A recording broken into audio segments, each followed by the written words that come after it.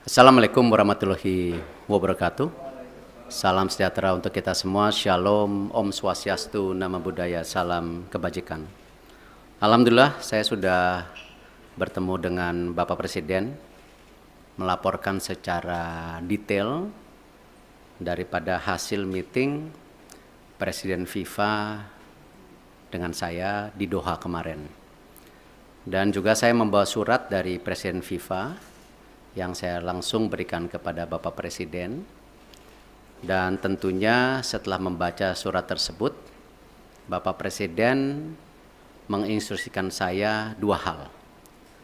Satu, segera membuat peta biru transformasi sepak bola Indonesia yang seperti Bapak Presiden sudah sampaikan pada saat waktu itu ketika saya baru saja menjadi ketua PSSI bersama para exco yang hadir.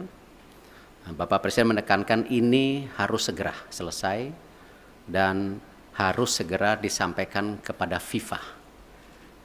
Yang kedua, Bapak Presiden juga menginstruksikan langsung kepada saya untuk segera kembali membuka pembicaraan bersama FIFA untuk kita tetap menjadi bagian keluarga besar FIFA. Yang kita tahu FIFA sendiri itu total membersnya ada 216 dari berbagai negara, salah satunya kita. Sehingga bisa diartikan bahwa Presiden tidak mau kita terkucilkan dari peta persepak bolaan dunia. Nah, karena itu saya tentu akan berusaha keras memastikan transformasi sepak bola Indonesia ini terjadi, bukan wacana, tapi benar-benar terjadi. Dan saya juga akan bekerja keras untuk kembali bernegosiasi kepada FIFA untuk menghindari sanksi yang bisa terjadi.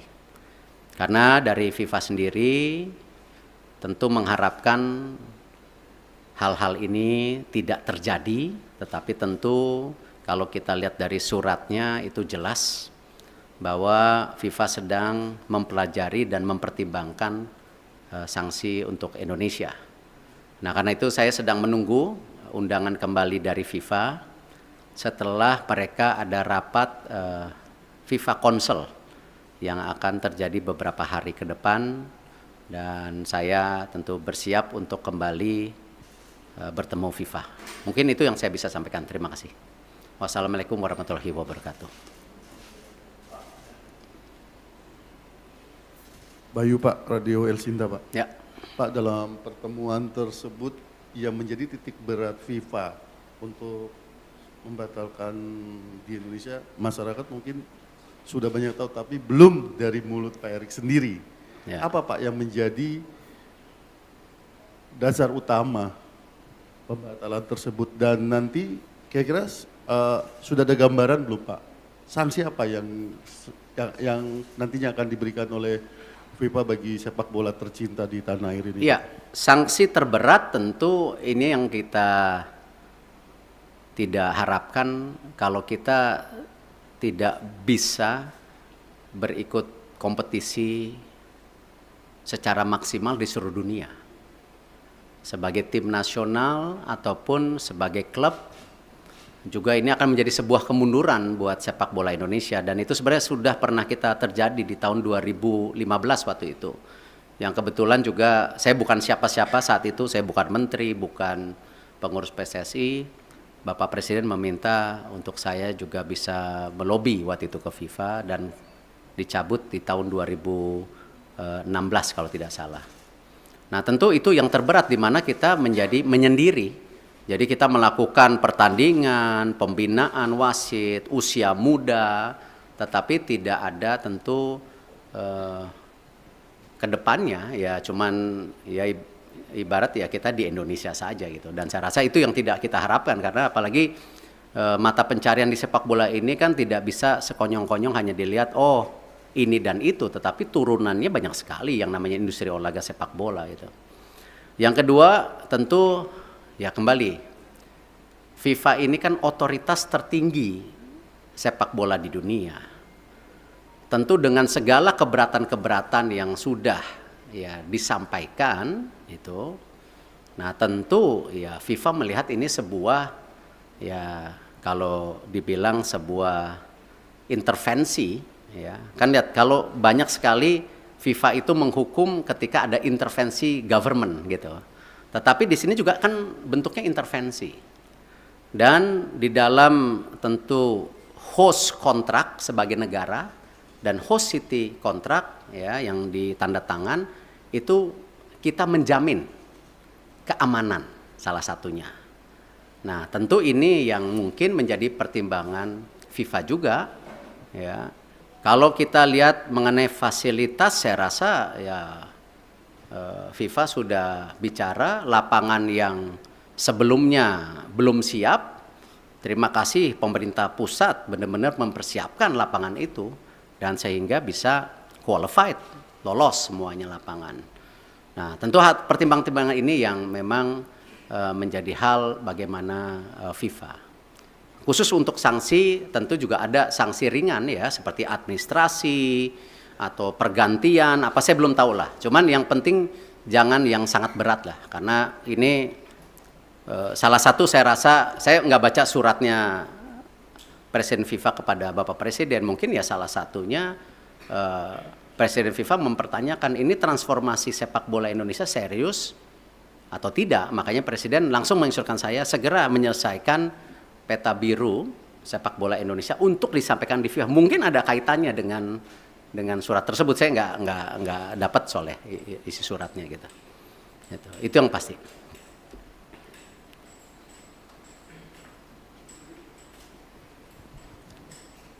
Terima kasih Pak.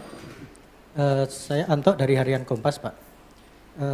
Tadi selain cetak biru tadi untuk jangka pendek dan menengah, khususnya bagi talenta-talenta muda Pak, itu bagaimana Pak pemerintah memfasilitasi para pemain usia muda kita Pak? Karena kan Piala Dunia U20 itu sebenarnya panggung bagi mereka ya Pak ya untuk berkembang. Itu yang pertama. Kemudian yang terkait yang kedua tadi Pak soal Indonesia supaya tidak terkucilkan oleh FIFA. Israel kan juga anggota dari FIFA Pak. Sementara Indonesia ada rencana bidding Piala Dunia 2034 ya Pak. Itu gimana Pak kelanjutannya? Karena presidennya udah ada di sini Pak. Kalau ini tidak dibenahi sikap tegas kita terhadap memposisikan Israel, itu nanti akan terulang lagi kayak ini Pak. Terima kasih Pak Erick.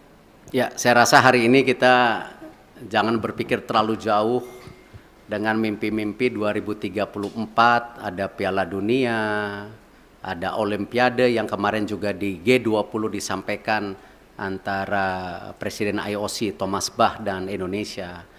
Saya rasa mungkin dengan berat hati ya kita bicara penyelesaian ini dulu. Karena itu sesuatu yang saya rasa belum menjadi sebuah hal yang prioritas hari ini. Gitu. Yang pasti ya tentu tadi disampaikan bahwa Presiden tadi bicara sama saya, Presiden akan juga mengundang Timnas U20 1-2 hari ini. Saya tentu ada mekanismenya dari istana yang akan melakukan itu. Nah, Bapak Presiden beliau sudah menyampaikan solusi-solusinya dan tentu saya bilang Bapak saya ikut aja karena ini memang kan pemerintah yang harus hadir. Dan ini kenapa juga kemarin ketika pemilihan ketua PSSI kan sempat ada isu-isu seakan-akan pemerintah selalu di dalam wacana mengintervensi. Kan sebenarnya statuta FIFA itu jelas. Siapapun boleh menjadi exco selama mengikuti statuta. Nah, ini jangan juga kita terbelenggung seakan-akan ketika ada tentu tokoh atau representatif dari pemerintah lalu itu melanggar statuta FIFA ya yang selalu diwacanakan government intervensi. Tidak. Nah, buktinya kita aman-aman saja gitu loh. Nah, inilah yang kenapa saya rasa pemeran pemerintah untuk pembangunan tim nasional infrastruktur itu menjadi sangat penting. Tidak mungkin sebuah negara yang seperti Indonesia yang sedang ingin maju masuk dalam kategori negara berkembang lalu olahraga sendiri menjadi terpisahkan ya tidak mungkin karena ini bagian dari tadi bagaimana kita membentuk yang namanya dorongan supaya apa? Terciptanya olahraga yang baik gitu. Dan ini yang kenapa kita selaraskan semua program ini secara bersama-sama gitu. Terakhir ya. Selamat siang Pak Erik, Fajar dari Tempo. Pertanyaan pertama mungkin penegasan sedikit lagi Pak. Di surat FIFA itu kan nggak ada soal Israel Pak ya. Hanya ada kanjuruhan yang terjadi tahun lalu. Nah penegasan sebenarnya pembatalan pencoretan Indonesia ini karena kanjuruhan seperti yang disurat atau memang karena penolakan timnas Israel di tanah air. Itu yang pertama Pak. Yang kedua, ini kan kita masih bidding untuk Piala Dunia, bahkan Piala Dunia Senior kita akan berencana bidding juga nanti gitu Pak ya. Nah ke depannya dan event internasional lainnya. Sebagai Ketua PSSI, apakah Bapak bagaimana menyikapi rencana apakah akan melobi mungkin kelompok-kelompok Islam yang lain yang selama ini menolak Israel agar ketika kita bidding nanti hal-hal seperti ini tidak terjadi kembali Pak. Dan pertanyaan terakhir Pak, setelah Bapak kemarin ke Qatar itu kan di GBK Arena rame Pak ya, karangan bunga, terima kasih Pak Erik gitu kan, yang dianggap memberikan keuntungan ke Bapak. Gitu. Apakah Bapak mengetahui atau seperti apa Pak karangan-karangan bunga yang di GBK Arena itu? Terima kasih. Ya kalau masalah karang bunga, waktu saya bersih-bersih Garuda juga dikirimin karangan bunga gitu. Tentu konteksnya itu ya bagian dari apresiasi. Tetapi kan kesuksesan sebuah event besar atau sebuah tentu organisasi besar bukan karena kerja individu. Ya itu karena sebuah kerja tim yang bersama. Ya saya rasa kita nggak bisa klaim-klaiman oh sukses ini karena titik-titik. Enggak, ini semua kerja tim. Nah karena itu kalau kita bicara mengenai event ke depan, tadi saya sudah sampaikan. Kita fokus ke sanksi dulu hari ini. Ya, Bapak Presiden jelas, jangan sampai disanksi. Segera selesaikan buku biru, rencana transformasi sepak bola. Bahkan kalau bisa, Bapak Presiden waktu itu sudah sampaikan sampai 2045. Target kita apa sih? Sebagai negara yang ekonominya akan terus tumbuh, ya. Cita-citanya nomor 4, nomor 5 terbesar di dunia dengan jumlah penduduk yang 280 juta, 55% anak muda. Ini tujuannya apa transformasi ini? Apakah tetap jago kandang atau memang ada prestasi lainnya di luar negeri? Nah itulah yang kenapa Bapak Presiden mendorong ini sebagai bahan untuk bernegosiasi dengan FIFA. Supaya tadi sanksinya ada. Tetapi jangan yang terberat. Nah itu pun apa? Nggak tahu. Apakah administrasi? Apakah apa? Saya nggak tahu. Kita lihat. Tetapi jangan yang sama 2015 gitu. Kalau di surat FIFA pengertian saya, ya pengertian saya justru terbalik. Di situ FIFA bicara transformasi lagi. FIFA menyiapkan tim, ya menyiapkan tim untuk apa? Transformasi sepak bola. Salah satunya memang waktu Kanjuruhan itu kan isu standarisasi daripada keamanan. Itu. Nah karena itu saya habis ini langsung akan telepon Pak Basuki. Ya, Pak Basuki waktu itu sudah paparan dengan Bapak Presiden. Sudah ada 22 stadium yang diaudit oleh Bapak Presiden. Ya, oleh pemerintah, oleh Bapak Presiden itu. Nah di situ sudah ada kondisinya yang ringan, yang berat. Nah, ini harus distandarisasikan.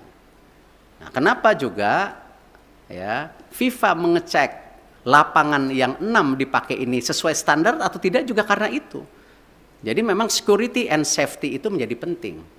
Ya, dan kita sebagai host country juga security dan safety menjadi penting, tidak aja dalam kegiatan event seperti liga kita. Liga-liga kita kan isunya sama nanti ke depan. Bagaimana supporter bisa pulang ke rumah. Gitu. Nah ini yang harus kita bangun security dan safety. Dan saya rasa ini menjadi hal yang sangat kita harus standarisasikan. Yang namanya manajemen pertandingan, manajemen lapangan pertandingan. Itu harus menjadi hal-hal standar. Kalau memang kita mau juga menjadi transformasi. Jadi itu yang saya bisa sampaikan. Terima kasih. Wassalamualaikum warahmatullahi wabarakatuh.